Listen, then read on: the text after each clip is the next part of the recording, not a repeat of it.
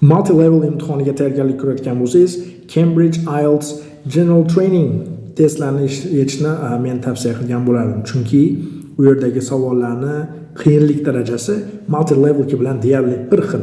Savol turlari ham deyarli bir xil. Chunki bittagina o'sha part 1, listening part 1, reading part 1 farq qilishi mumkin, lekin qolgan hamma savol turlari ikkalasida ham bor. General trainingda ham xuddi notislarni, reklamalarni gaplarga matching qiladigani ham bor, reading ichida va multiple choice ikkalasida ham bor, short answer questionda ham bor, gap filling bor. Xullas, savollarni turida siz hech qachon adashmaysiz.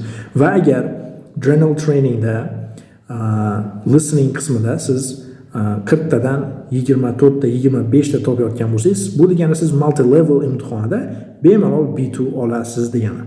Yoki reading qismida bo'lsa, general trainingda siz 30 tadan ko'p topishingiz kerak. Chunki u yerda savollarning qiyinlik darajasi sal akademikdan pastroq, osonroq.